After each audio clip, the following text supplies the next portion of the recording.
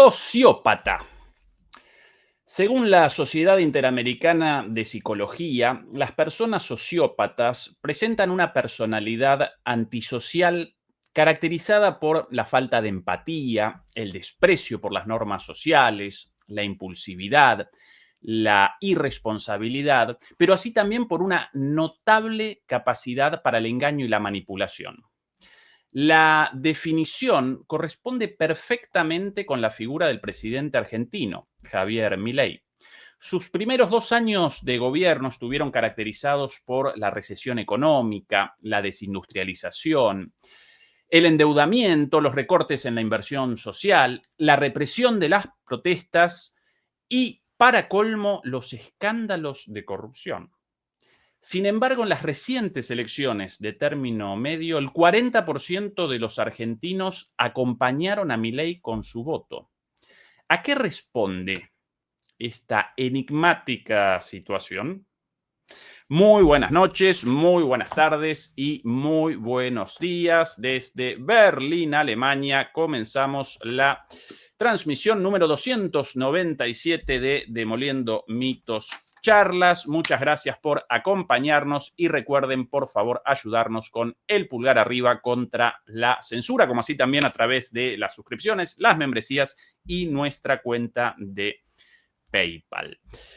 En esta oportunidad nos acompaña desde mi tierra el señor Nicolás Lantos, periodista de el medio El Destape, analista político, autor de un podcast interesantísimo llamado Estado de Malestar y para mí uno de los analistas políticos más lúcidos de Argentina. Nico, querido, ¿qué tal todo por ahí? Ezequiel, muchísimas gracias por la invitación y por tus generosas palabras.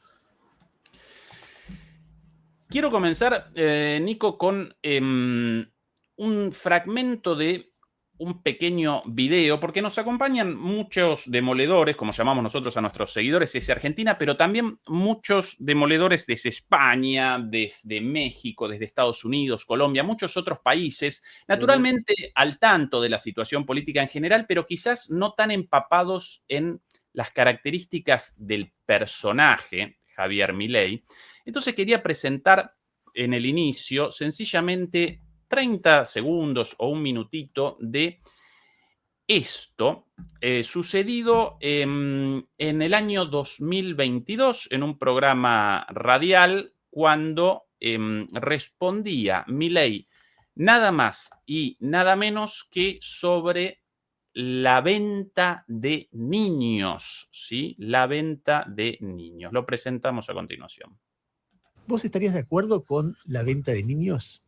De vuelta, esto es como cuando vos hay un libro maravilloso que se llama Análisis General Competitivo de Arrow y Hahn, es del 71, a Arrow después le dieron el primero en el 72, con Hicks. Los tipos cuando escriben eso dicen, mirá, nosotros escribimos esto porque tiene determinadas propiedades normativas. Y en esas determinadas propiedades normativas es al mundo del que lo querría llevar, pero después está el mundo real. Pero la respuesta no es no. Si te preguntan, ¿no estás de acuerdo con la venta de niños? No, porque depende en qué términos estés pensando. Pero la repregunta... Venta de niños depende.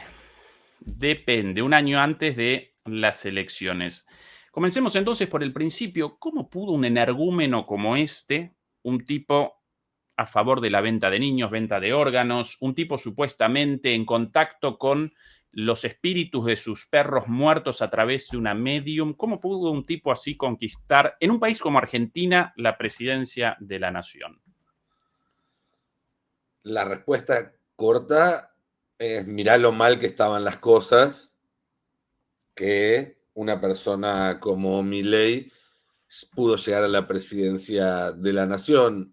Yo me acuerdo que en el año 2016, en la campaña electoral, antes de que él llegara por primera vez a la presidencia de Estados Unidos, creo que mientras estaba arrasando en la primaria republicana, él da una entrevista donde dice, él estaba en el Trump Tower en Nueva York, en su oficina, en el último piso, y dice, yo podría tomarme el ascensor, bajar ahora a la Quinta Avenida, dispararle a alguien adelante de todos y me seguirían votando. Y algo de razón tenía porque esas elecciones finalmente lo votaron. No ganó el voto popular, pero lo votó una suficiente cantidad de gente para ganar las elecciones según como estaba dispuesto por las reglas. 4 años más tarde perdió, pero sumó 10 millones de votos y 4 años más tarde regresó a la presidencia, creo yo, por motivos similares. Por un profundo desencanto social con lo que había hasta ese momento, y no me refiero solo a lo inmediatamente anterior, aunque en el caso de Milei hay que recordar que cuando se llega a la elección se llega con más de 20% mensual de inflación. Digo, era una situación lo suficientemente traumática como para explicar una cosa así, sino ya más el fracaso prolongado de un sistema y no solo de un partido. En Argentina veníamos de 4 años de un gobierno del Frente de Todos, digamos, del ala más liberal de la coalición peronista en manos de Alberto Fernández. Antes de eso, 4 años de un gobierno del PRO con Mauricio Macri. Antes de esos 4 años de un gobierno de Cristina que, si bien comparativamente y sobre todo con el diario del lunes, el martes, el miércoles, el jueves y el viernes, estamos hablando de algo que es niveles de magnitud mejor. Teníamos el salario mínimo más alto de América Latina, hoy tenemos el más bajo, pero que en ese momento ya sufrió un desgaste después de 10 años de gobierno del kirchnerismo, de una serie de medidas económicas que resultaron antipáticas en la población, y de el acoso mediático a través de denuncia de corrupción, o incluso de violencia, como en el caso Nisman, que obviamente también hicieron lo suyo. Entonces, creo que un desencanto tan extendido y tan profundo llevó a votar a Milei como se votó, insisto, a Trump en Estados Unidos, en su momento al Movimiento 5 Estrellas en Italia, algo que fue descrito en su momento por algunos como una bofetada a los políticos, digamos, ¿no? Que cada país tomó un rostro distinto. Esa sería la respuesta más directa que podría dar, más allá de que después obviamente uno puede meterse en un montón de matices, de por qué Milei y no otro, de los errores cometidos para llegar a eso, pero me parece que hay que entender a Milei como parte de una ola global de líderes de extrema derecha que fueron elegidos ante el fracaso del sistema que estaba antes, por así decirlo, con una salvedad, que es que los beneficiarios de este nuevo sistema y los beneficiarios del sistema anterior son los mismos, y en todo caso lo que se está haciendo es profundizando una situación de deterioro de la capacidad de retener riqueza por parte de los trabajadores en función de la acumulación de capital en la punta de la pirámide y cada vez en menos personas y de forma más desproporcionada. Bien, y ese malestar generalizado, no solo en Argentina, con las características particulares de la situación argentina, sino también en Estados Unidos y en otros países del mundo. Recién referenciabas a Italia. ¿A qué responde en un análisis un poco más profundo, más allá de la creciente desigualdad evidente? ¿Qué aparece en crisis detrás de todo esto para generar estos esperpentos? Mira, me parece, o la manera en la cual creo yo que hay que analizar esta época, es como una época donde hay una superposición de crisis. Hay crisis económicas, hay crisis políticas, institucionales, hay crisis sociales, sanitarias, hay crisis tecnológicas, laborales, climáticas, ¿sí? Vivimos prácticamente en una época de crisis permanente, por más contradictorio que suene. Y estas crisis tienen dos características insoslayables. Una es que sus efectos se acumulan. Se retroalimentan entre sí incluso.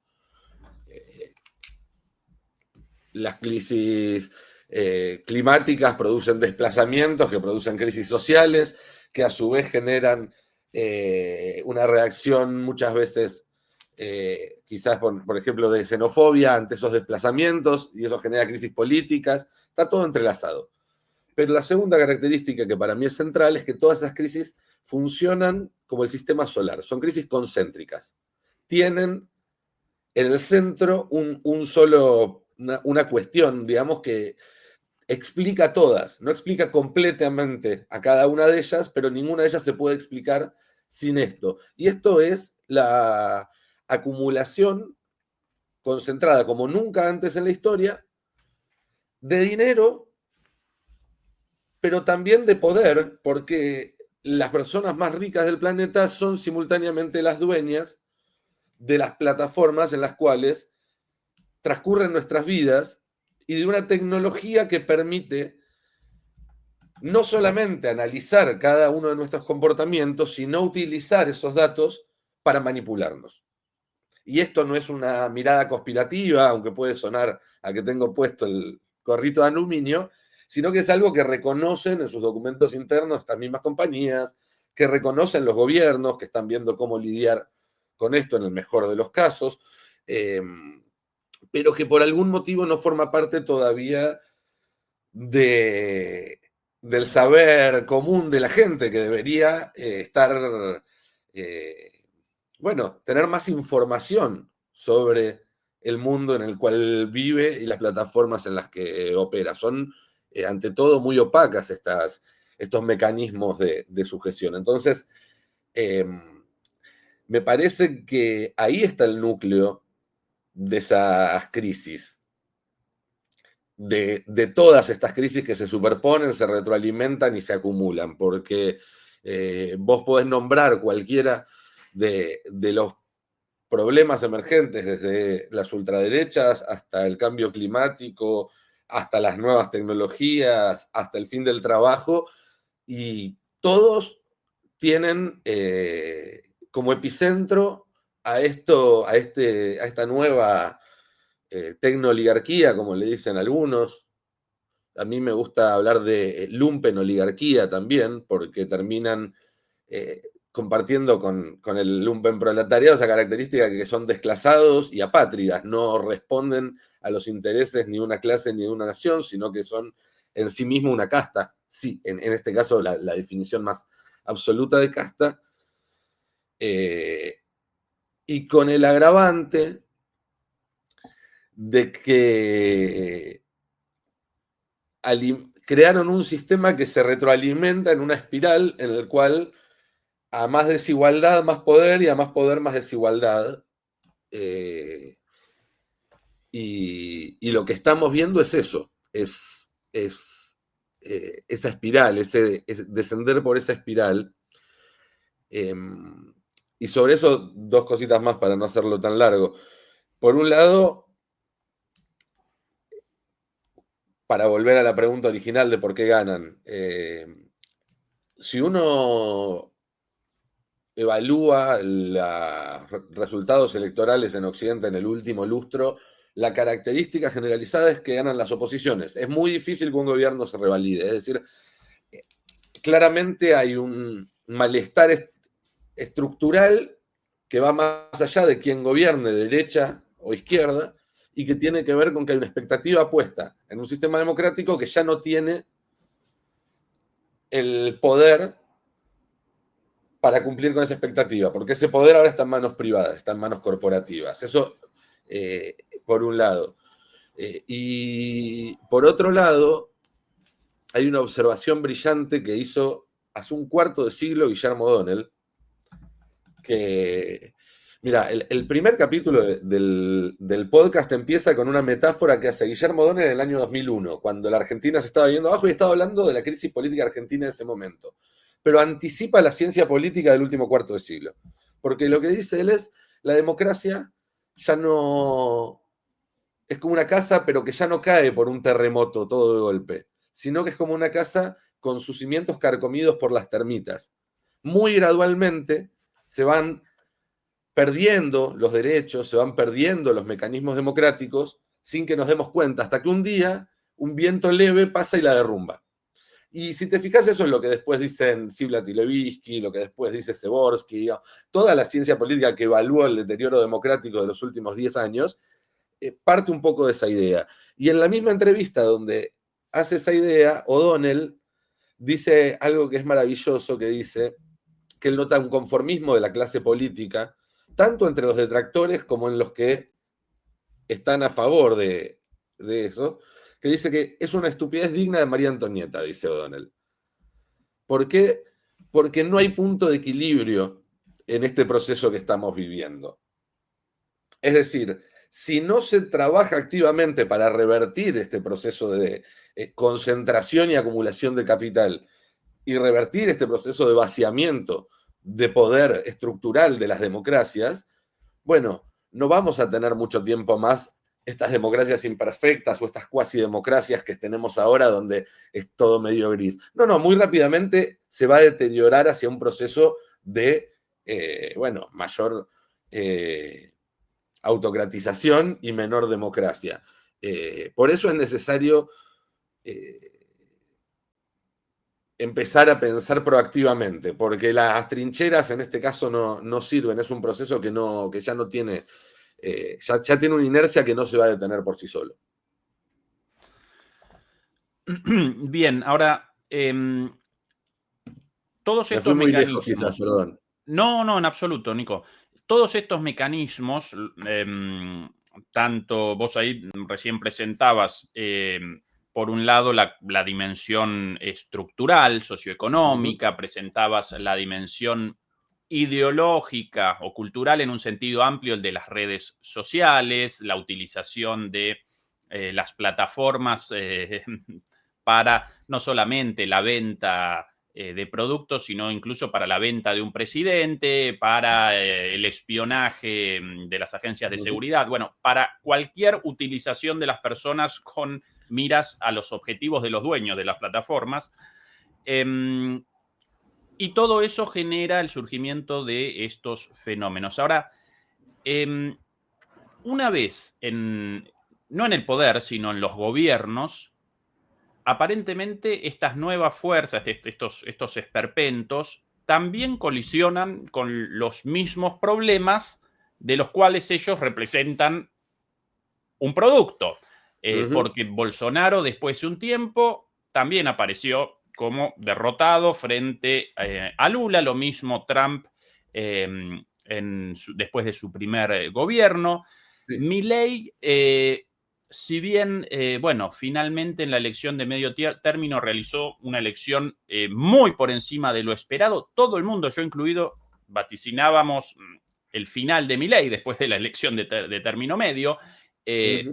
La elección de término medio retrasó un poco su caída, pero la caída parece, en mi opinión, inevitable precisamente por todas estas condiciones. Entonces, ¿presenciamos una paradoja o no? Esta situación genera a estos tipos, pero a la vez después también determina su caída. Sí, para mí igual no es una paradoja, sino que se explica en sí mismo. El descontento con la democracia es con todos, porque la verdad es que ni la derecha ni la izquierda tiene la capacidad de satisfacer la demanda de una vida, de una vida más parecida a la que se nos prometió, que era la de nuestros viejos, la de nuestros abuelos, que era, bueno, sí, laburabas duro, pero tenías un tiempo para vos, pero de ese laburo salía un ahorro, salía un progreso, tu hijo iba a estar mejor que vos de viejo ibas a vivir mejor que de joven. Eso desapareció.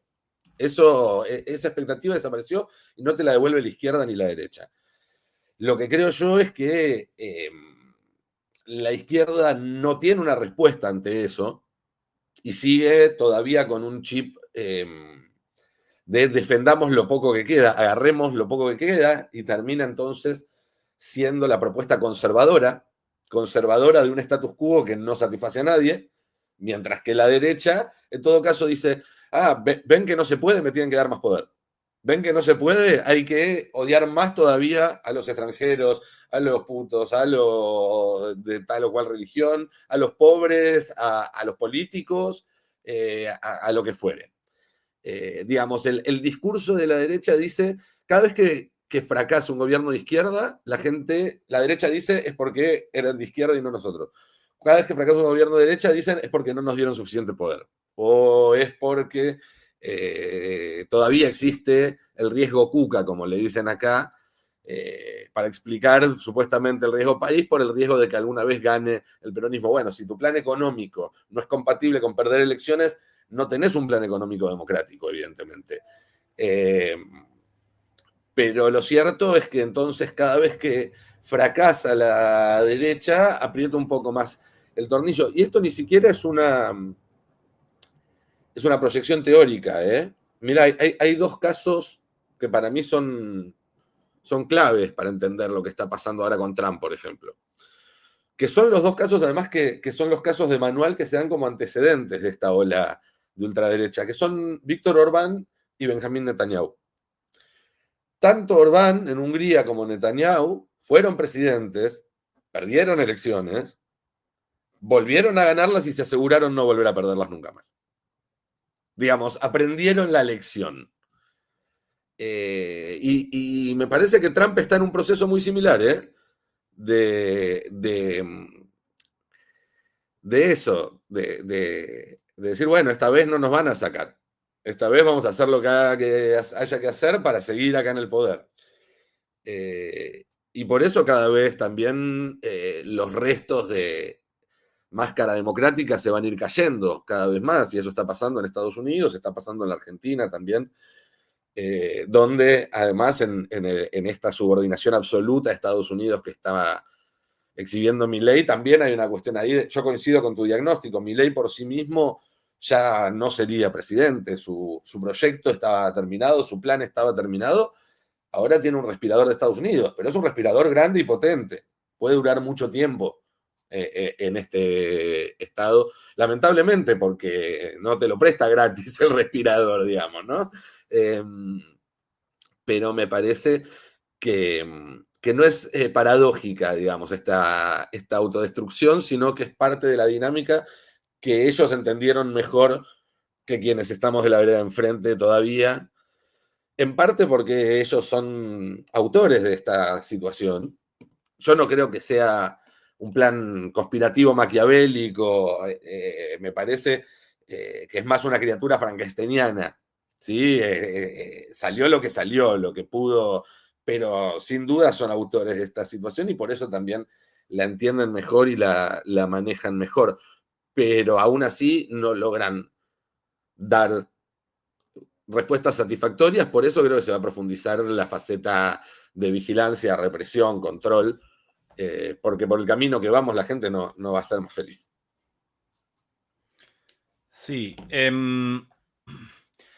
Por otro lado, esa faceta de represión y control también aparecían en el gobierno de Biden antes y en el de Obama como una constante, ¿no? Como que quizás Trump presenta la cara más visible de todo esto, pero el proceso presenta una línea roja, una continuidad a lo largo de todos los gobiernos en Estados Unidos y en el mundo.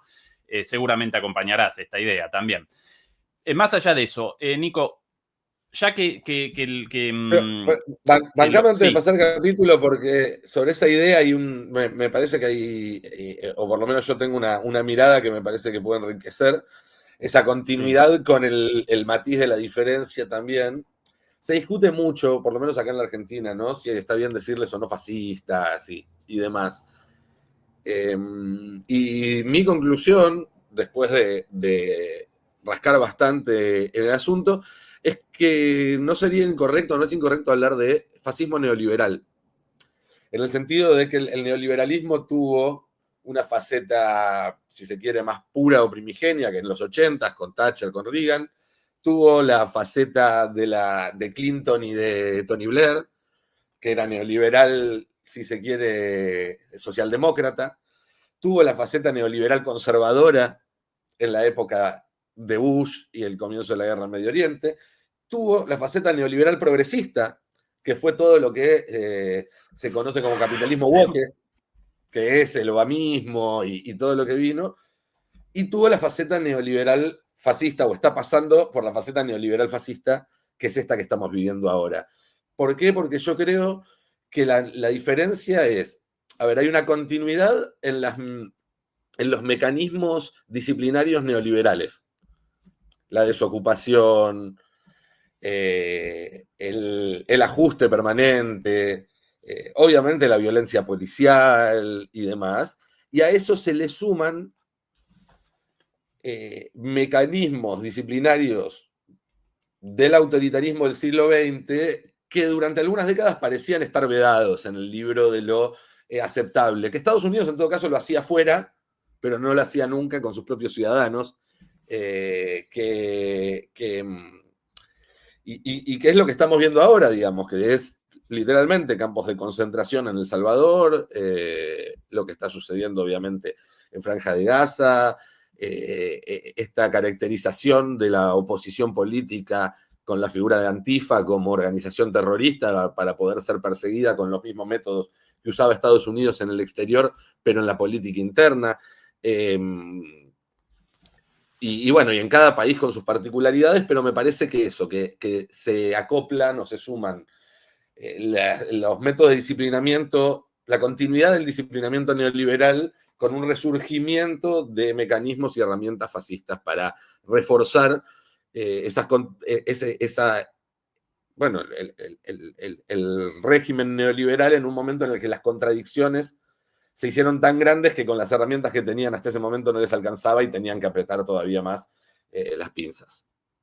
Sí, sí, en la concepción o en la perspectiva analítica desde los centros hegemónicos, desde Estados Unidos, desde Europa, presentan esta contradicción o este desarrollo de la política como una lucha entre globalismo y soberanismo. Estos son los términos utilizados. Yo participo de tu perspectiva respecto a sencillamente una transición entre el neoliberalismo progresista de Biden y Kamala Harris al neoliberalismo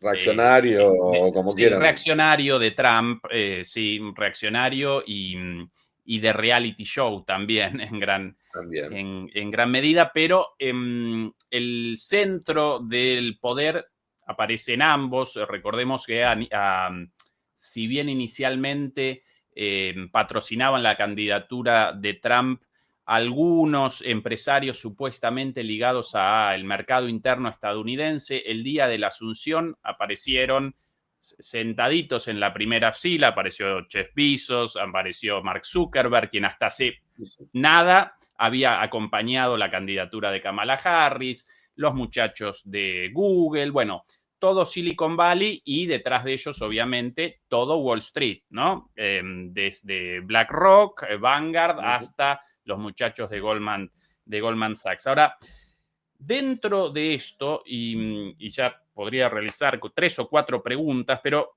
antes de comenzar con las más grandes, quiero una un poquito más específica, la de Trump respecto a Argentina y en parte América Latina. ¿Qué quiere Trump de Argentina en concreto, Nico?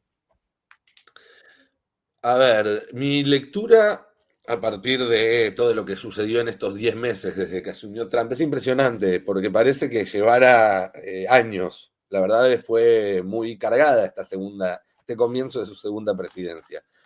Me parece que Trump empezó tratando de primerear a China en una guerra comercial que no supo resolver bien, que calculó mal las fuerzas, porque tuvo que irse al mazo. Él lo presentó de otra forma, pero básicamente tuvo que irse al mazo. Y que, habiendo aceptado que no puede confrontar directamente con China en este momento y ganar, y también, y esto creo que es una aceptación que es de las dos partes, es de Washington y Beijing, de que en este momento las cadenas productivas de, sobre todo, las tecnologías que tienen que ver con el desarrollo de avanzada y con la carrera tecnológica, están tan entrelazadas que un conflicto que escale y que rompa esas cadenas perjudicaría muchísimo a ambos. Por no hablar de los efectos en los precios de la comida, del combustible, etcétera, que a Estados Unidos le resulta más sensible que a China, porque sigue todavía habiendo digamos, una actividad civil bastante más robusta y están además mucho más armados los civiles norteamericanos. Entonces, decidió aceptar que el mundo entraba en un modo de G2. De hecho, él mismo, después de reunirse con Xi Jinping en Corea del Sur el 30 de octubre, habla de G2, hace un posteo en su red social, en Truth, donde celebra la reunión del G2.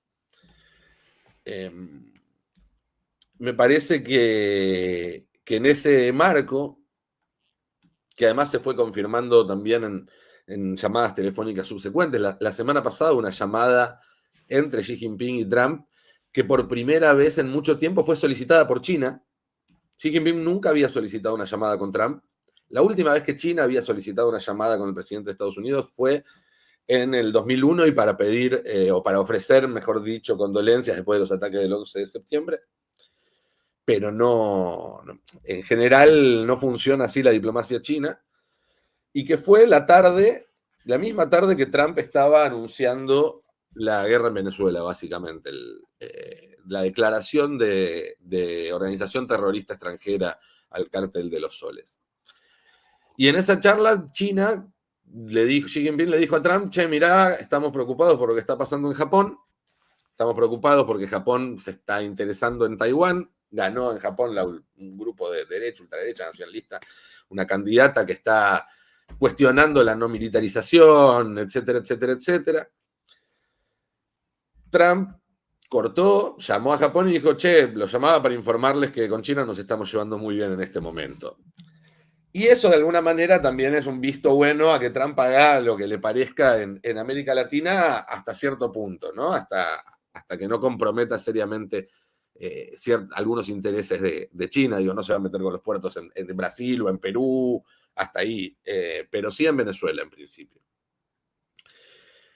Digamos, una especie de Yalta del siglo XXI. Esto es lo que pretende Trump.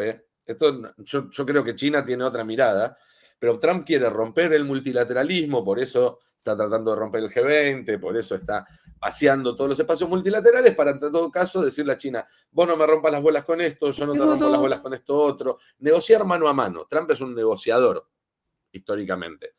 En ese escenario, Trump considera que toda América corresponde al área de influencia de los Estados Unidos, por supuesto, a partir de la doctrina Monroe.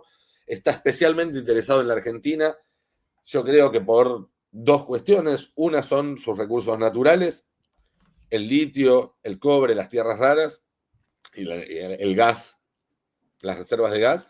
Y el otro es el paso estratégico interoceánico a través del estrecho de Bering y al sur de Tierra del Fuego, que es el único paso militar entre el Océano Pacífico y el Atlántico, porque el Canal de Panamá no tiene uso militar, no puede tener uso militar, no está pensado para eso, tardaría semanas en cruzar un ejército que estaría vulnerable, un ejército, una armada, una flota, sería absolutamente vulnerable, digo, no puede ser, y el norte sigue siendo una vía mucho más, si bien el cambio climático y el deshielo estuvo abriendo caminos, sigue siendo una ruta mucho más imprevisible. Entonces, para Estados Unidos es clave en un escenario de futuro conflicto con China y división del mundo con China, controlar el paso naval entre el Océano Pacífico y el Océano Atlántico. En ese sentido, su interés estratégico es absoluto, es absoluto.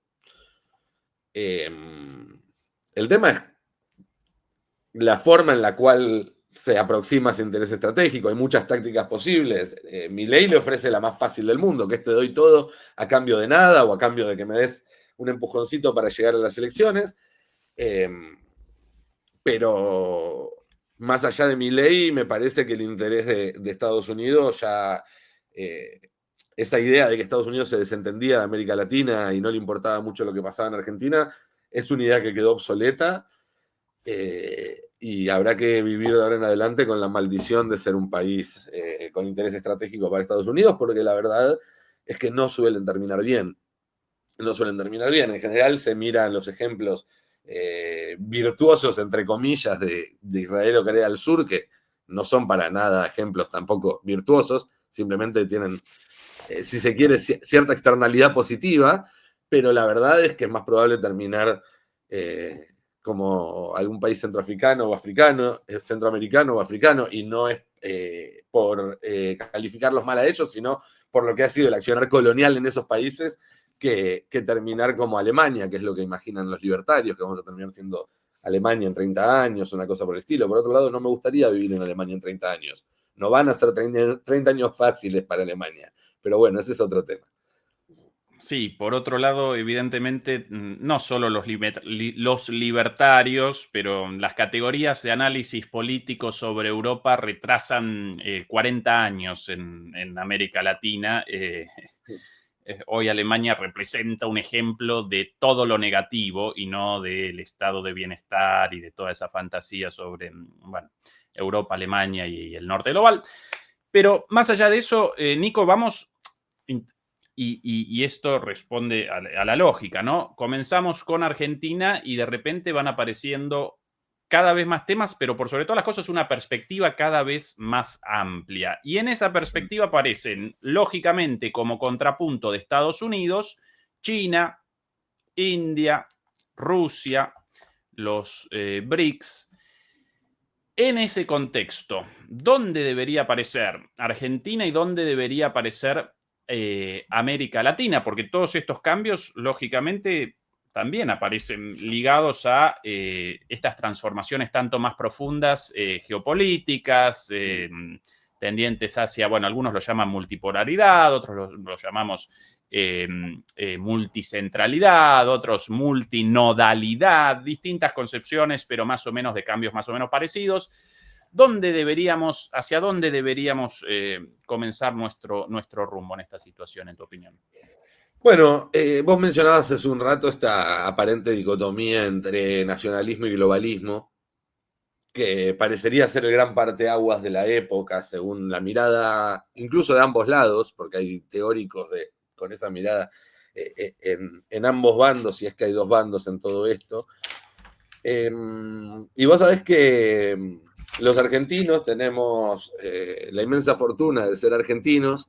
Viene, como toda fortuna, en las viejas leyendas y mitologías, con una maldición incorporada, ¿no es cierto? No existe ninguna bendición que no venga con letra chica. Pero, entre otras cosas, más allá del fútbol, más allá de otras cuestiones, me parece que Argentina está en un lugar privilegiado hoy para empezar a pensar cómo se le hace frente a todo esto que está pasando. ¿Por qué lo digo? Porque la idea en centro de cualquier organización que hacia adelante se proponga enfrentar a este internacional de ultraderecha, neoliberal fascista, o llámanle como quieran, que hoy en día está creciendo en Occidente, es la justicia social. Lo dicen ellos mismos. Ellos le dedican mucho esfuerzo en denostar a la justicia social, en decir que es algo malo, pero la verdad es que es lo que se opone conceptualmente al individualismo neoliberal y al anarcocapitalismo que proponen ellos, que es deshumanizante, etc. Y los argentinos tenemos experiencia en justicia social y tuvimos aquí a uno que además de haber sido presidente de la Argentina y que en el ejercicio del poder tuvo sus claros y sus oscuros, como cualquiera que haya ejercido el poder, fue un escritor y un teórico político muy importante, Juan Perón, que escribió muchísimo acerca de la justicia social, conceptualizó y dio marcos de referencia que creo son muy útiles al día de hoy. No desde un lugar nostálgico de una doctrina que ya no se aplica a una realidad muy distinta, sino desde la práctica. Entre otras cuestiones, él planteaba que en la dicotomía central del siglo XX era entre el individualismo liberal del capitalismo liberal y el estatismo deshumanizante de la Unión Soviética, donde decía que las personas tomaban el rol de insectos, que no tenían una personalidad, y decía, de entre el individualismo y el colectivismo hay una tercera posición histórica, una tercera vía, que es la comunidad organizada, una comunidad donde el individuo se realiza, pero no por sí mismo, sino en función de compartir con quienes construyen una vida en común. Yo creo que esa mirada, si se quiere, dialéctica del conflicto del siglo XX se puede traer a la actualidad. Y hoy el conflicto que parece más importante es el de globalismo o nacionalismo, y yo creo que hay que pensar en una tercera posición. ¿Por qué? Por un lado, porque la experiencia del globalismo neoliberal nos enseñó que la mejor manera de defender la soberanía de las naciones y que cada nación pueda decidir lo que es mejor para sus habitantes es justamente mantener el control y la decisión de ciertos aspectos de la vida de cada país, de cada nación, en manos de una democracia de esa nación. Eso no hay ninguna duda. Pero al mismo tiempo, el gran desafío de la humanidad toda hoy en día es el capital, y es un capital que está globalizado y al que no se lo puede combatir país por país, porque si vos querés combatir el capital en tu país, hoy todo el sistema está armado para que el capital te dé un golpe de estado y te voltee, te haga una corrida y te haga pelota, se vaya al país que le ofrezca 2 puntitos menos de impuestos y te deje culo para arriba, o produzca en tu país, pero la guita se la lleva a otro lado. Es decir, no hay una solución nacional al problema del capital. El problema del capital hoy es un problema global.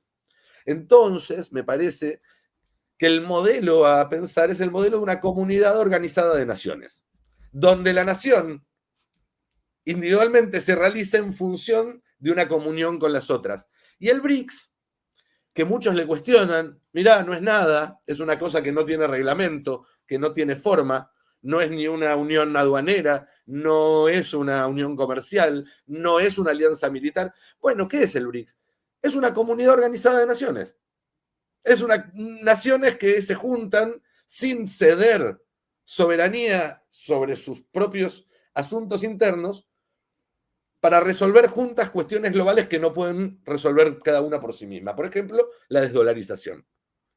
Por ejemplo, cómo tramitar como planeta la transición de la hegemonía norteamericana hacia un mundo multipolar sin que eso signifique una guerra donde volemos todo por los aires. Hay un montón de factores que son demasiado grandes para que se traten país en país, pero eso no significa renunciar al nacionalismo como herramienta de soberanía de cada país respecto al capital. Entonces, para que las personas puedan imponerse nuevamente sobre el capital, una batalla que venimos perdiendo desde hace medio siglo, necesitamos tanto del Estado-Nación como de una comunidad robusta de naciones del mundo que estén dispuestas a dar esta batalla. Bien, generaste una conexión interesante entre la teoría de la tercera posición de Perón y los BRICS. Sí. En concreto, si realizo una interpretación de tus palabras, en tu opinión, Argentina debería protagonizar un giro hacia los BRICS, hacia China, hacia Rusia, hacia la India, sin abandonar el interés nacional propio, bueno, de los argentinos. Y esto, evidentemente, seguramente podríamos establecerlo para todos los países latinoamericanos, del continente latinoamericano. ¿Realizo una interpretación correcta de tus palabras, una síntesis correcta, Nico? Sí, te diría más. Me parece que es algo que deberían empezar a evaluar todos los países del mundo que consideren que la dignidad de la vida de sus habitantes es más importante que el capital, porque esa es la batalla que tenemos por delante. Nico, ¿y cuál es el rol del Estado en todo esto? Porque más allá de no lo quiero llamar autismo porque alguna vez un comentario así generó una crítica de uno de los demoledores con toda razón, bueno, porque, bueno, genera una estigmatización de lógicamente, las personas con autismo. Más allá de la fantasía en la cual aparece la cultura política en Argentina con Milei y con los medios hegemónicos presentando a Estados Unidos como la cima del mundo cuando protagoniza una decadencia total y absoluta en lo económico, en lo político, en lo social. Más allá de esto, en el mundo, los países en este momento, realizando esta transición hacia una nueva fase del capitalismo de manera exitosa, presentan modelos distintos, pero en todos ellos el Estado aparece como un factor fundamental, comenzando por China, con un sistema económico híbrido muy particular. Lo podríamos caracterizar como una economía privada neoliberal, pero un partido comunista estableciendo límites cuando esa economía neoliberal comienza a generar crisis fuera de control. El Estado como recuerdo, por ejemplo, la crisis inmobiliaria de Evergrande en su momento, establecieron inmediatamente un límite a esa crisis, recomenzó la producción de viviendas, pero sí cerrada el capítulo de especulación financiera. En el caso ruso, una buena parte de las empresas estratégicas aparece también en poder del Estado, y no solamente las militares, sino por sobre todas las cosas las petroleras y gasísticas, las energéticas. El propio Estados Unidos, a pesar de que Milei presente acá la teoría monetaria de Friedman como la última novedad del pensamiento hegemónico gringo, el propio Estados Unidos está realizando estatizaciones ya no solo de empresas productoras de armamentos, sino de pedazos de Nvidia, la productora de chips, de Intel. Está realizando anuncios para programas, bueno, para super servidores para inteligencia artificial. Evidentemente el Estado está reapareciendo, o comete un error de interpretación, Nico, en todo esto. Mira, no y sí, perdón, ¿no? Pero para plantear una respuesta con dos miradas. Sí, estás en lo correcto en que hay un proceso en el cual los estados están interviniendo muy abiertamente en lugares o en procesos que son claves, sobre todo en la carrera tecnológica. No solamente adquiriendo acciones. No sé si viste la noticia, pero hace unos meses, seguramente la viste, el Pentágono le tomó juramento como generales del ejército a ejecutivos de Meta, de Amazon, de Palantir y de algunas de estas corporaciones porque está tan entrelazado una cosa con la otra que para poder compartir secretos de Estado que eran necesarios en el desarrollo, los incorporaron. Obviamente con una simbología en la que pareciera que el Estado se está apropiando o está absorbiendo esa parte del capital. Yo creo que es al revés la dinámica, pero bueno, ahí hay una simbiosis que es evidente.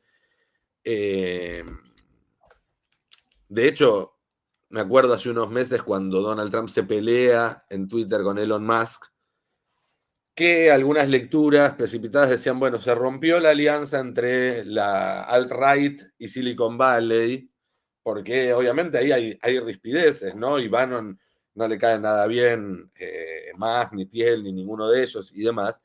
Y la verdad es que la Casa Blanca, Washington en general, el Pentágono, no pueden darse el lujo de pelearse con Silicon Valley en este momento, porque están corriendo una carrera existencial contra China y las ruedas de ese vehículo es Silicon Valley y el motor de ese vehículo es Silicon Valley.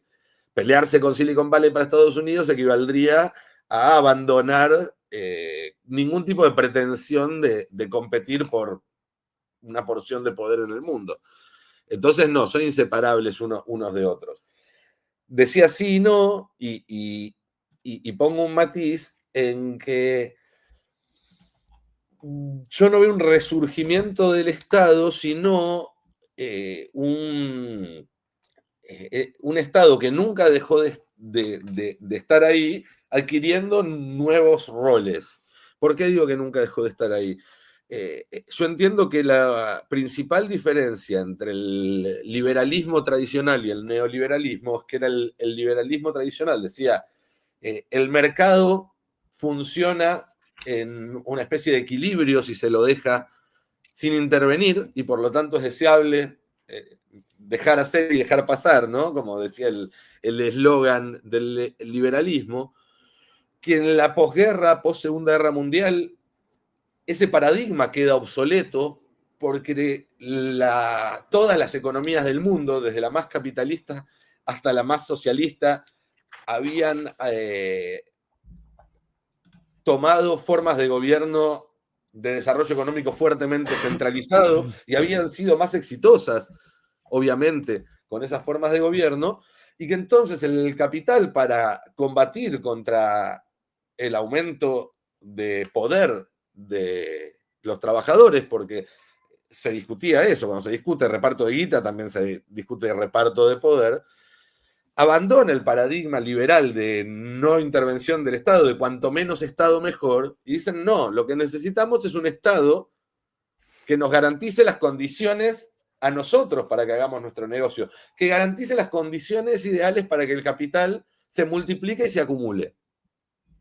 Que baje los impuestos, que saque las barreras aduaneras, pero también que intervenga allí donde hay que intervenir con un subsidio, o metiendo una barrera aduanera para que no entre un capital enemigo de un país con el cual no hay una sociedad estratégica. Bueno, el neoliberalismo ha sido estatista a su manera desde un primer momento, desde los 80.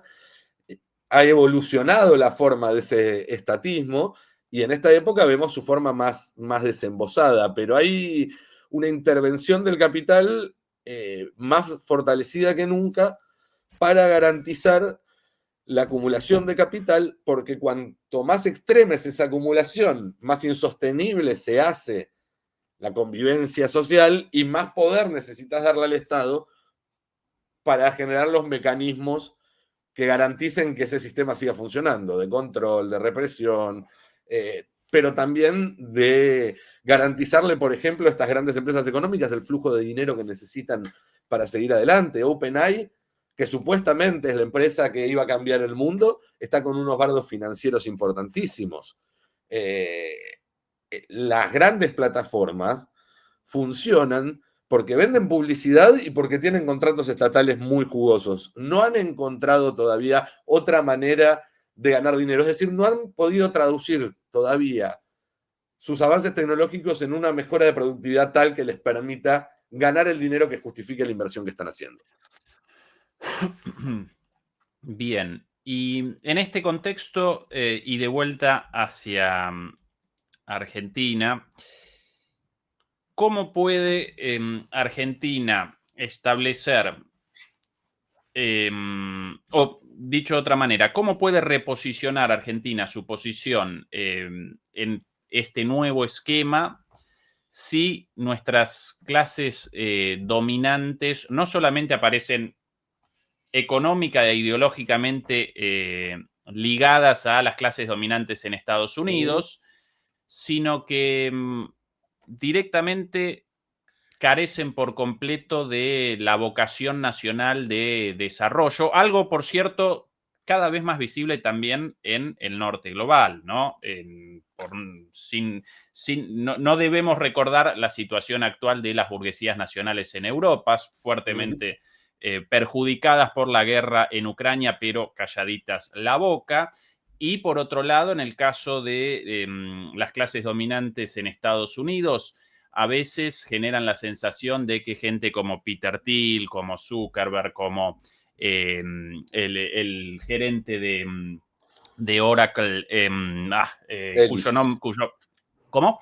Ellis. Larry, no.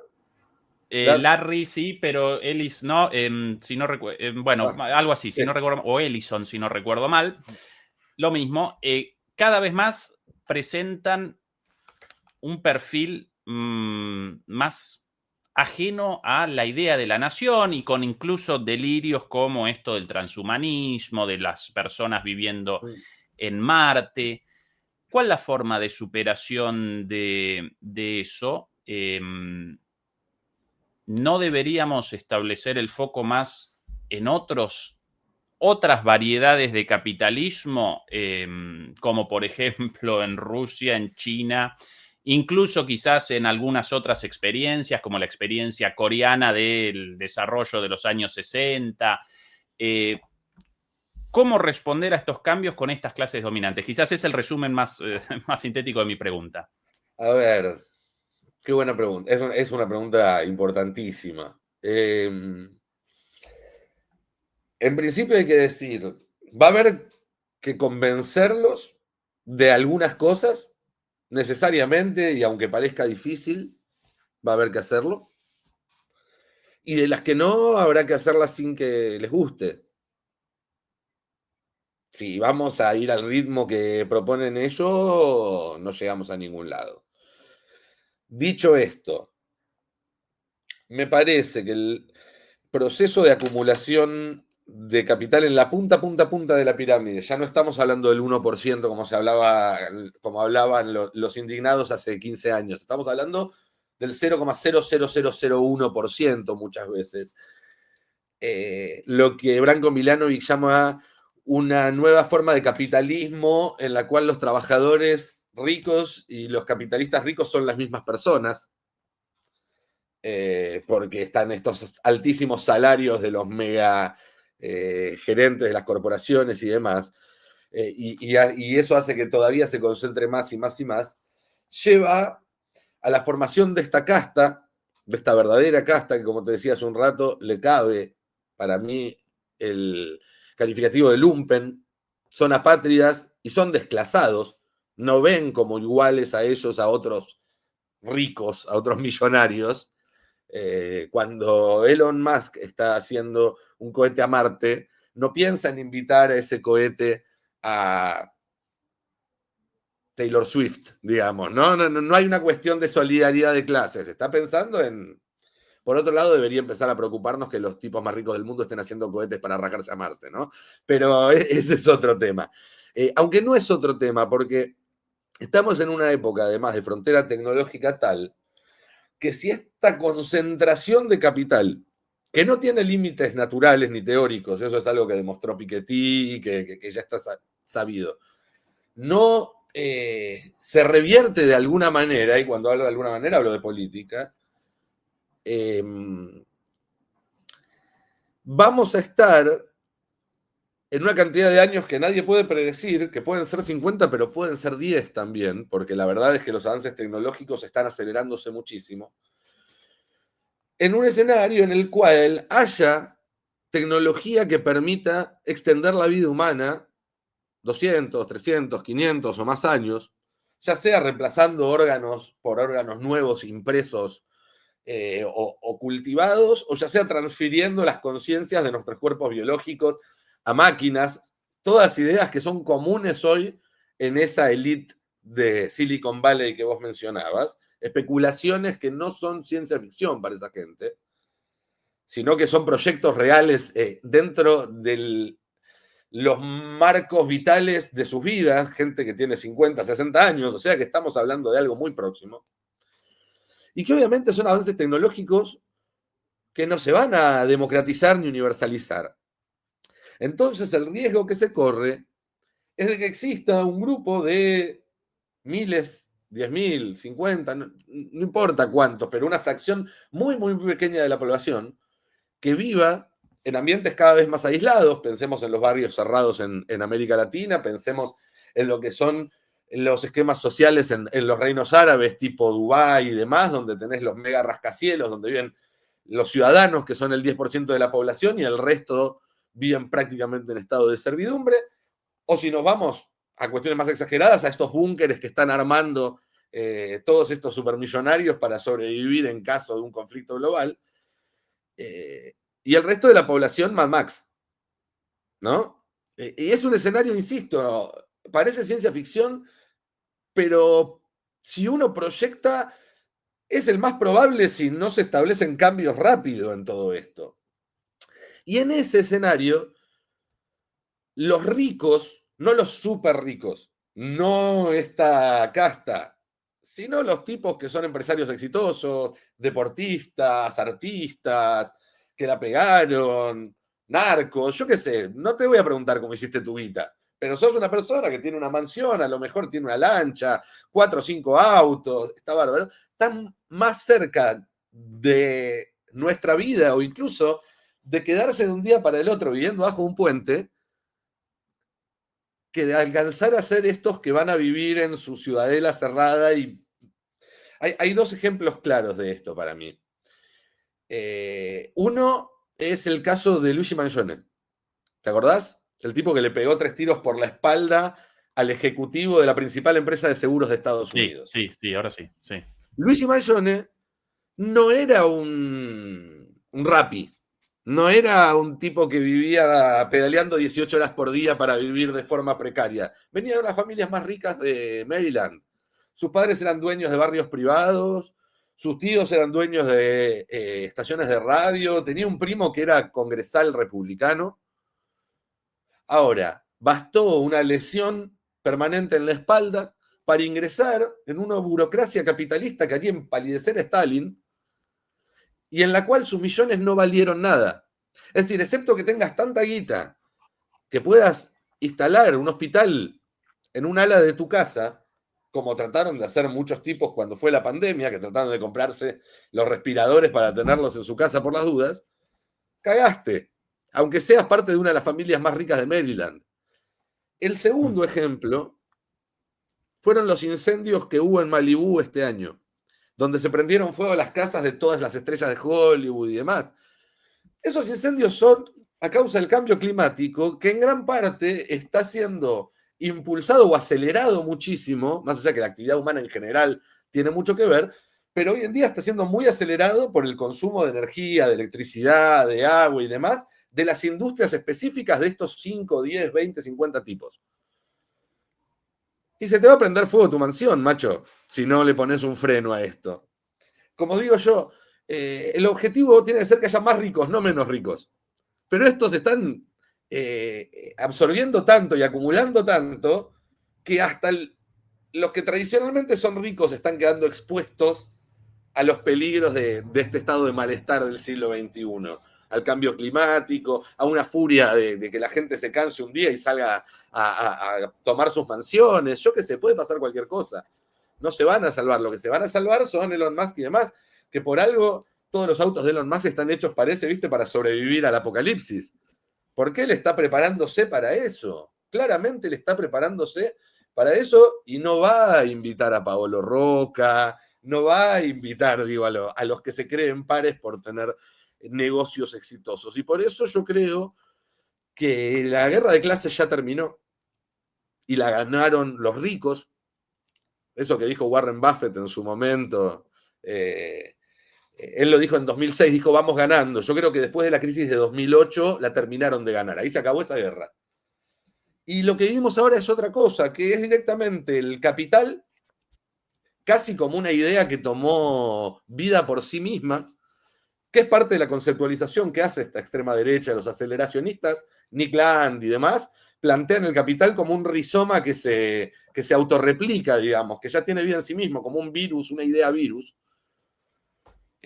contra la humanidad.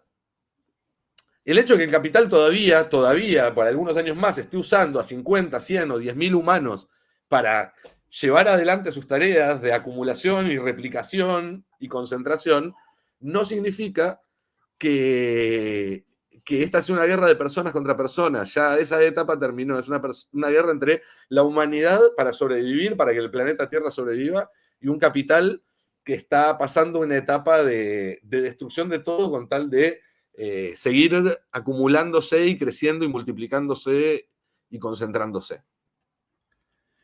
Por lo menos así lo veo yo. Sí, parafraseando al viejo y querido Nimo.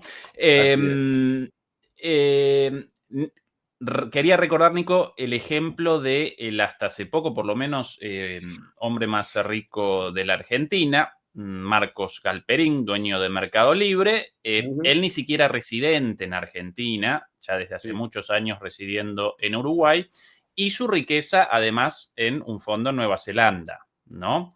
Con lo cual, de alguna manera, en el caso de las clases dominantes latinoamericanas, bueno, la idea de Marte todavía no está presente, como en el de Elon Musk y Peter Thiel, pero sí la de el escape de sus países, de la desigualdad de sus países y del riesgo ligado a la desigualdad de sus países y la fuga de dinero. Realizaste una muy buena evaluación de la situación, pero no presentaste la fórmula mágica para que Argentina pueda generar clases dominantes en reemplazo de estas, pero eso no lo puede presentar nadie y además en última instancia representa una lucha política más que teórica, aunque también. Pero bueno, pero vuelvo al principio de la respuesta, porque me parece que es interesante hacer énfasis en eso. Primero hay que tratar de convencerlos de todo lo que se pueda. Y una vez que se agotó esa instancia, hay que avanzar igual, porque no podemos depender de ellos, digamos. Está la supervivencia en juego. Sí, eso sin dudas. Por ahí recordaba recién con tu análisis sobre la crisis del capitalismo y el fin de la lucha de clases. Recordaba la teoría de Giovanni Arrighi, él un economista de la escuela del sistema mundo, la escuela de Immanuel Wallerstein, básicamente historiadores, estudiosos o alumnos de Brodel, un historiador francés dedicado a la longue durée, a los procesos de larga data, y este señor Arrighi estableció que en todas las crisis de las distintas fases de acumulación del capitalismo, y por cierto, para los teóricos del sistema mundo, el capitalismo no comienza en la revolución industrial británica, como aparentemente establecería Marx, sino que comienza antes, comienza en el largo siglo XVI, con el establecimiento de los estados a través de la colonización de América, la generación de un sistema de una economía mundo y el comienzo de los primeros esquemas de acumulación ampliada a escala global. Para él primero aparece un capitalismo dominado por los capitalistas genoveses, y el final de esa primera fase presenta 3 momentos y siempre en el último momento presenciamos una fase de financiarización. La financiarización de ese capitalismo genovés precisamente aparece en los prestamistas genoveses de la corona española para el viaje a Colón, pero después algo parecido en la fase del capitalismo liderado por los capitalistas holandeses. Lo mismo presenciamos en el final del Imperio Británico, cuando desaparecen los industriales británicos y aparece, por sobre todas las cosas, en acción la City de Londres, como la reconversión del capitalismo británico. Y según Arrighi, comenzó con el neoliberalismo en Estados Unidos esa fase de financiarización como fase última del capitalismo dominado por Estados Unidos. Y como nueva fase del capitalismo aparece China en su fase productiva, siempre ante la caída de la financiarización de una de las fases del capitalismo aparece otra. Entonces, en este contexto, ¿dónde aparece China en términos económicos en esta situación? Y no deberíamos, si esa realmente la secuencia, realizar un giro en términos de posicionamiento en el mercado global directamente hacia China, abandonando por completo a Estados Unidos. Mira, me parece que evidentemente China hoy representa la próxima etapa del capitalismo, si querés decirle de esa forma. Más allá de que conozco chinos que te discutirían a muerte que no son capitalismo, pero no vamos a entrar en discusiones semánticas, pues yo tampoco estoy tan empapado en el tema como para partir una lanza en uno y otro sentido. Sí me parece que no es menor el orden de los factores, es decir, incluso en un sistema de libre mercado o de cierto nivel de libre mercado y de propiedad privada por parte de individuos y de empresas, no es menor que si el que controla las cosas es el capital o es el Estado, digamos, me parece que es un factor sumamente importante. Me parece que para la Argentina en particular, y para cualquier otro actor periférico, y en ese sentido, hasta cierto punto habrá que preguntarse si Europa no lo es en esta nueva etapa, tiene que actuar con una inteligencia estratégica muy afinada en pos del interés particular y de los intereses nacionales en el largo plazo para encontrar una posición autónoma en el mundo, de no alineamiento activo, como se decía en el siglo XX. Yo no creo que la Argentina ni Europa, llegado el caso, puedan darle la espalda a Estados Unidos de un día para otro. No creo tampoco que sea deseable, no creo que sea ni siquiera lo que la población de América Latina o de Europa Occidental desee, porque la verdad es que hay un peso del aparato cultural, de la hegemonía cultural, de muchas generaciones, de orígenes en común, en términos incluso de migratorios, bueno, etcétera, etcétera, etcétera. Sí, entender que el punto de equilibrio se va acercando cada vez que pasa más a China y se va alejando de Estados Unidos, pero en un proceso gradual. Sin ninguna duda eso. Por otro lado, yo creo que hay puntos de contacto entre el modelo chino y el modelo norteamericano, que es que están tendiendo hacia el corporativismo, porque en este mundo, digamos, donde nuevamente no pareciera haber reglas de juego, la acumulación de fuerzas a partir del modelo corporativo no ha encontrado un reemplazo. En un caso, un corporativismo de matriz estatal, en otro caso, un corporativismo de matriz privada. Me parece a mí que para la Argentina, por lo menos, que es el caso que conozco en profundidad, ninguno de los dos modelos es un modelo directamente exportable. A mí me causa gracia los que dicen, bueno, tenemos que hacer como China. Nadie puede hacer como China, porque el modelo chino, mucho antes que marxista, que maoísta, que deng xiaopingista, que Xi Jinpingista, lo que sea, es chino. Y está basado en una forma de ver a la comunidad, de ver al otro, de ver al país, a la nación, a su lugar en el mundo, de miles de años, que no hay manera de reproducirlo en otro lugar. No hay manera de exportar eso. El punto para mí, y no es un punto para nada menor, sino todo lo contrario, es clave, es que China desarma el argumento que está en el corazón del proyecto neoliberal, que es la famosa frase de Margaret Thatcher, no hay alternativa. Porque el proyecto neoliberal no te dice, somos buenos, te dice, hacemos lo que tenemos que hacer, hacemos lo necesario, porque cualquier otra cosa es impensable. La profundización de eso es lo que Mark Fisher llamó realismo capitalista, esta idea también de que es más fácil imaginar el fin del mundo que el fin del capitalismo y demás, que paradójicamente sucede en Occidente al mismo tiempo que emerge en el mundo un modelo diferente mucho más exitoso, que es el chino, incluso en los propios términos del capitalismo, sea o no capitalista, sacando esa discusión de fondo. Con lo cual es un engaño, es un gaslighting decirte no hay alternativa. Y finalmente ese engaño está cayendo a partir de los resultados que obtiene China en su desarrollo. Y en política, a diferencia de matemática, la diferencia entre 0 y 1 es infinitamente más grande que la que hay entre 1, 2, 3, 1000, 10.000. La diferencia entre no hay alternativa y hay una alternativa es un abismo. Ahora, una vez que hay una alternativa que funciona en China, ¿por qué no puede haber 2, 3, 1000 alternativas? Una que funcione para los argentinos en función de las características de los argentinos, de las tradiciones, de la historia de los argentinos, otra para los brasileños, otra para los europeos todos juntos o cada uno por separado, depende cómo lo decidan, otro para los mexicanos, otro para los hindúes. Pero para que eso sea posible es necesario que los países conformen una comunidad organizada para combatir al capital.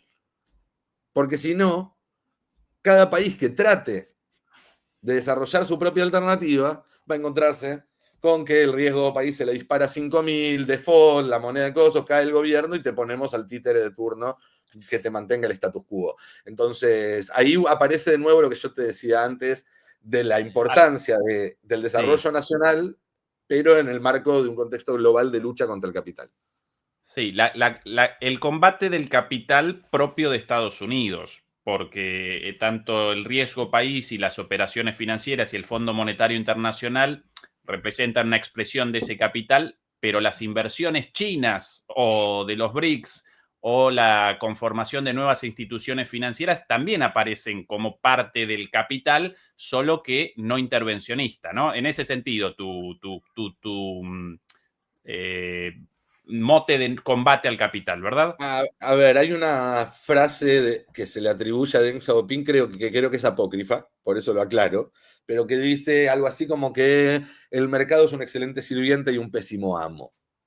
Yo te decía hace un rato, dos modelos corporativos, uno corporativo de matriz capitalista o de matriz privada, mejor dicho, y uno de matriz estatal.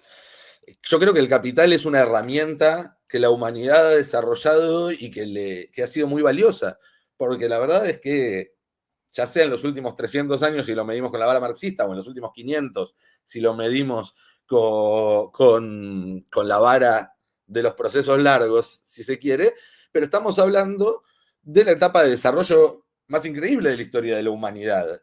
No solamente en términos tecnológicos, que nosotros podamos estar haciendo esta conversación o lo que sea, sino en términos de cantidad y calidad de vida, de multiplicación de los años de vida y de la calidad de esos años de vida, de alfabetización de cantidades de millones, de miles de millones de personas, etcétera, etcétera, etcétera. Y todo eso se logró gracias también a la herramienta del capital que permitió llevar el comercio más allá del trueque, que permitió un montón de otras cosas. Yo no reniego de esa herramienta.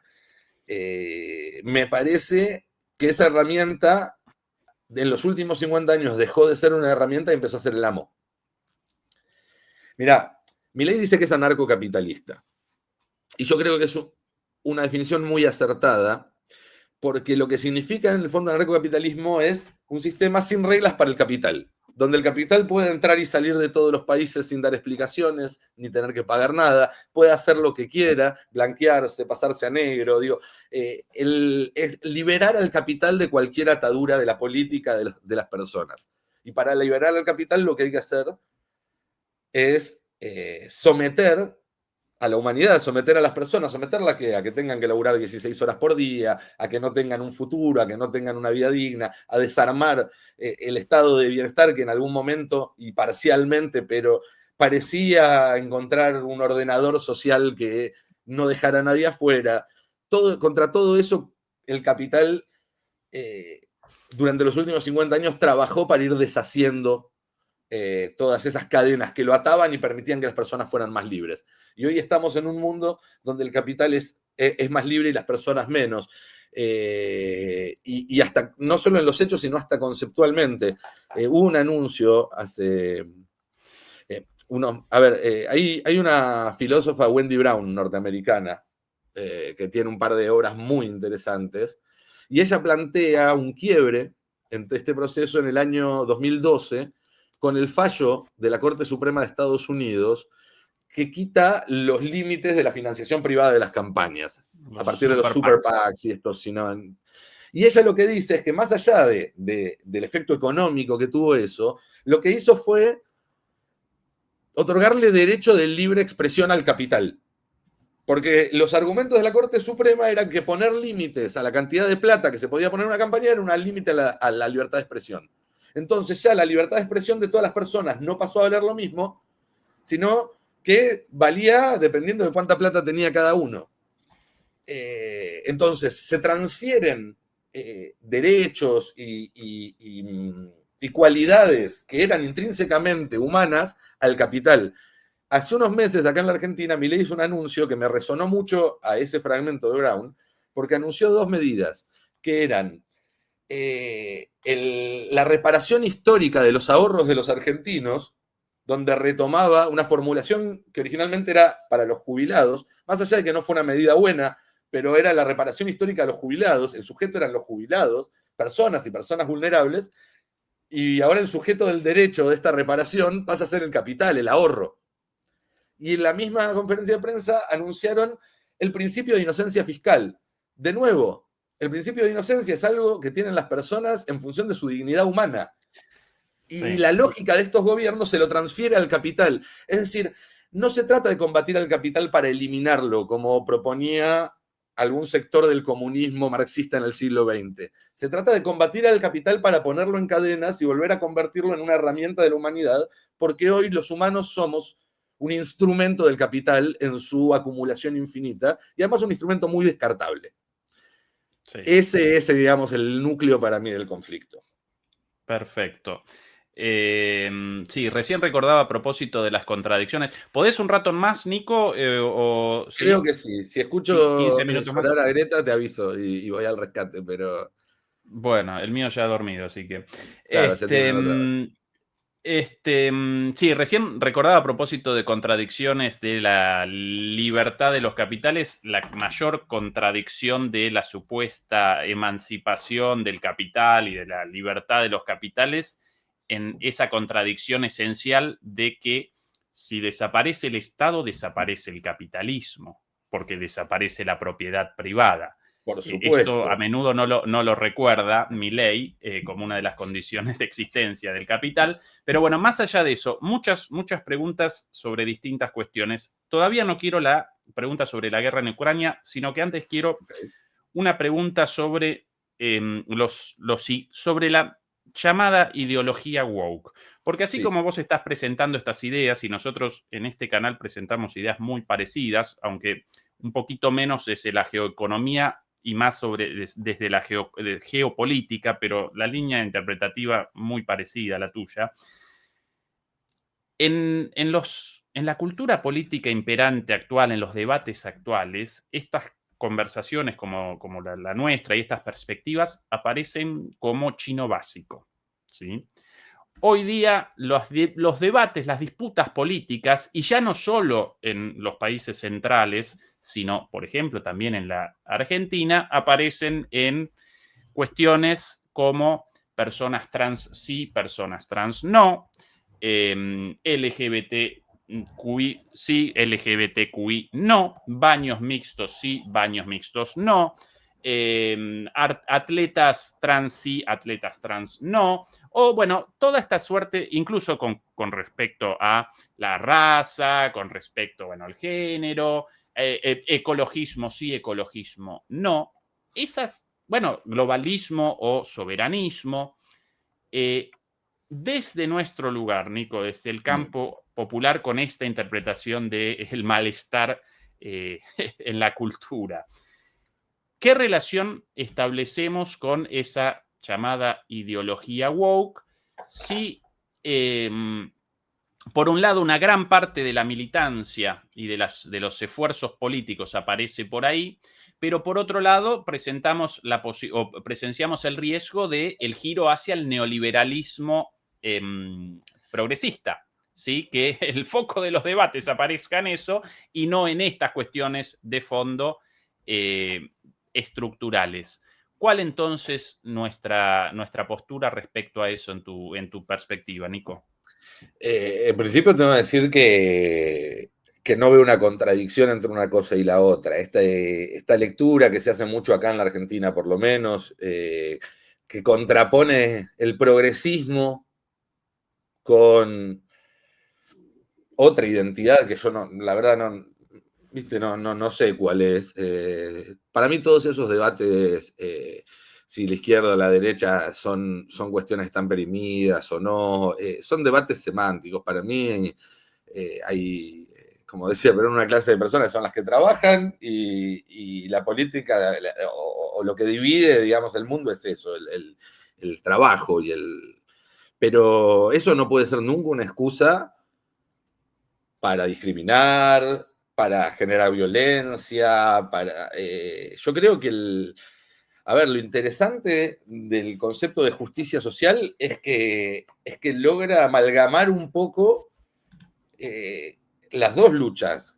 La lucha, si se quiere, principal, que sin duda es una lucha materialista y que tiene que ver con cómo se reparte el dinero y el poder y demás, con la idea de que todo eso además tiene como sentido que seamos más libres. Es decir, si luchamos para laburar menos horas, ganar más plata, tener vacaciones, tener aguinaldo, tener garantías, etcétera, etcétera, etcétera, es porque queremos ser libres y disponer de nuestra vida. Después entonces no nos podemos meter a decirle a la gente qué hacer con esa plata que pudo ahorrar con su buen sueldo, con esas horas libres que tiene, esas vacaciones, etcétera, etcétera, etcétera. No corresponde en absoluto, porque además la clase trabajadora está hecha por esas minorías. ¿Cuál es el problema? Cuando se ven los derechos de esas minorías desde una óptica identitaria, donde la radicalización del pensamiento político pasa por reafirmar tu propia identidad y lo que te diferencia de los otros, y no tu particularidad en el marco de un colectivo más grande que te incluye. El capitalismo woke o neoliberalismo progresista no es la causa de que la izquierda haya dejado de lado otros debates más importantes, como muchos dicen, no, esto es culpa de las feministas. No, no, no, es la consecuencia.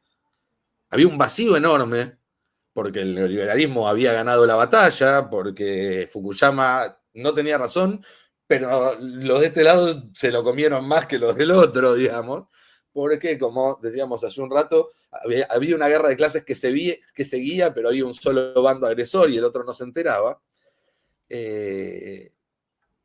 Y me parece que en todo caso lo que hay que hacer entonces es recuperar un núcleo de ideas y de acciones que tengan que ver con resolver el problema de fondo, que es esta batalla contra el capital, o para contener o controlar el capital, pero eso nunca puede ser la excusa para volver sobre modelos de violencia, de sometimiento, ya sea por género, por raza, por religión y demás, que dejamos atrás y que claramente fue un avance haber dejado atrás.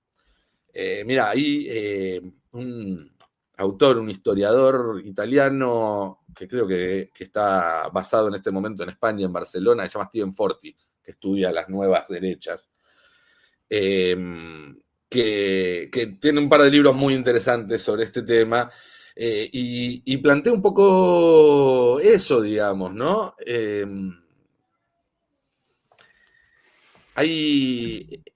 lo que plantea es que en esta época de tanta confusión ideológica, hay un fenómeno contra el que hay que estar muy prevenido, que es lo que él llama el rojipardismo, en función de lo que eran los rojipardos o los nazi-bolcheviques en su momento en Alemania en la década del 30, que básicamente son discursos que utilizan terminologías y valores que son muy valiosos para la izquierda, aprovechándose de la confusión ideológica para llegar agua para el molino de las derechas y discriminar y volver a establecer esquemas de dominación que están superados y demás. Hay muchos ejemplos de esto, se lo ve mucho en las redes también, ¿no? Esa nostalgia doctrinaria, orgullosa por una época donde los varones usaban saco y levita y las mujeres se quedaban en casa. Bueno, ese es el pasado. Y la verdad es que la solución y la respuesta nunca está en el pasado. Y la historia demuestra que no se consiguen conquistas, por un lado, cediendo logros del pasado por el otro. Al contrario, hay que fortalecerse sobre esos logros para seguir avanzando. Hay que construir ahora con todas esas mujeres, minorías sexuales, con todas las razas, con todas las religiones, una nueva conciencia de clase o de humanidad, de destino en común, que nos permita dar la batalla que tenemos por delante. Si nos dividimos en identidades, ya sea por izquierda, a través de este capitalismo neoliberal con conciencia de identidad, si se quiere, o ya sea por derecha, a través de las viejas identidades que promueven los nacionalismos, los racismos y demás, bueno, se pierde esa idea de, o sea, lo que se impone es la lógica neoliberal del individualismo. La identidad como centro de la política es individualista, no es, restringe y no amplía. La identidad tiene que tener un valor político, pero en el marco de una conciencia común. Estamos todos del mismo lado, pateamos todos la misma pelota, y creo que lo que está pasando ahora lo demuestra.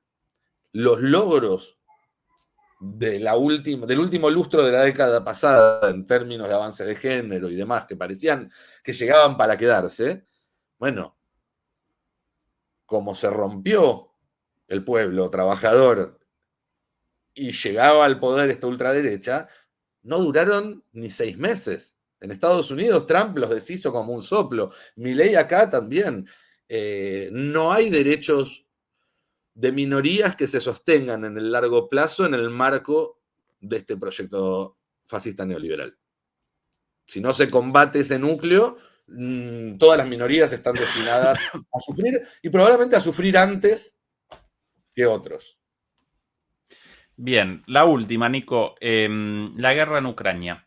En todo este esquema interpretativo tuyo, ¿dónde aparece, con qué efecto, a qué responde? ¿Cómo la acomodas dentro de tu análisis? Y me parece que se tiene que leer como uno de los primeros síntomas o de los más fuertes síntomas de la ruptura de esa ficción que era el derecho internacional post caída del muro, ¿no? De ese derecho hegemónico donde Estados Unidos dictaba más o menos las reglas y demás. Hubo un desafío a esa hegemonía y a ese derecho internacional, que reconoció una situación previa, que reconoció que se podía dar ese paso sin sufrir consecuencias que en otro momento hubiera tenido, o que esas consecuencias se habían debilitado y eran soportables porque el sistema sobre el que se sostenían ya no era tan robusto.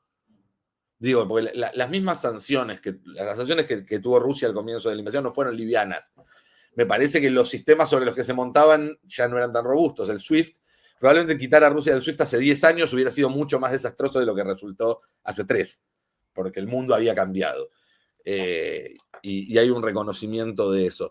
Después sí creo que tiene que ver con procesos históricos no resueltos, con Estados Unidos, cómo fue avanzando hacia la frontera rusa desde los años 90 y demás.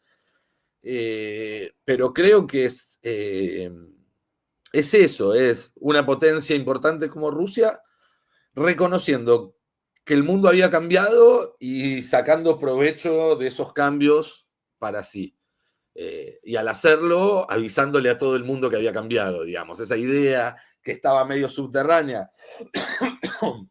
de que este equilibrio mundial de los últimos 25 o 30 años se estaba hundiendo. Bueno, una vez que sucede la invasión a Ucrania y se desenvuelve como se desenvuelve, el emperador queda desnudo y queda claro que vivimos en un sistema mundo diferente. Y bueno, y a partir de eso pasó lo que pasó en Medio Oriente, está pasando lo que está pasando en el Pacífico.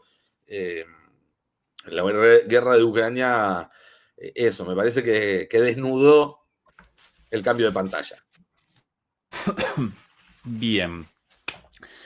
Nico, un lujo la conversación, un placer a todo el mundo. Recuerden el podcast de Nico dentro de el Destape, un medio muy importante dentro de los medios críticos en Argentina, podcast llamado Estado de Malestar, no lo desaprovechen, y no solo a los en YouTube todo esto, no solamente a los demoledores argentinos, sino esto interesante para cualquier persona hispanohablante, sin lugar a dudas. Por cierto, recuerden acompañarnos con el like. En 13 minutos comienza el programa de Juan Antonio Aguilar en nuestro canal hermano de MP Geopolítica, no lo desaprovechen. Nico, acá como tradición siempre el cierre aparece en manos o en la boca del invitado, así que si algo en el tintero o un poco de autopromoción o lo que quieras, a disposición tuya. Bueno, no queda mucho en el tintero, la verdad hablamos bastante, estuvo muy bueno, así que primero que nada, muchísimas gracias por la invitación. Sí, decir que yo creo que estamos en un momento bisagra de la historia de estas generaciones y probablemente de la humanidad toda, y que la salida de los problemas que estamos transitando no va a ser individual, va a ser colectiva. El laburo que yo hago en el podcast es justamente un aporte a esos debates, a tratar de encontrarle el agujero al mate, como decimos acá en la Argentina, de ver cuál es la solución o por dónde puede ser, y que nunca va a ser una solución individual, no pasa por un individuo iluminado, sino justamente en el intercambio. Por eso la invitación a leerlo, a escucharlo, verlo, a hacer los comentarios que quieran, a invitarme a los lugares que sea para debatir. Estoy totalmente dispuesto a dar parte de mi tiempo en esta tarea, porque me parece la más importante, que es un contenido que no habla solo de la Argentina, que habla de esto que está pasando, que es geopolítico, porque me parece que no se puede entender un país sin el mundo. Así que nuevamente gracias por la oportunidad de dar estos debates, de proponer mis puntos de vista, y la invitación a todos los que estén mirando esto y que les haya enriquecido, bueno, que sigamos en contacto y podamos seguir discutiendo y debatiendo juntos cómo salir adelante, porque me parece que no hay nada más importante que discutir en este momento.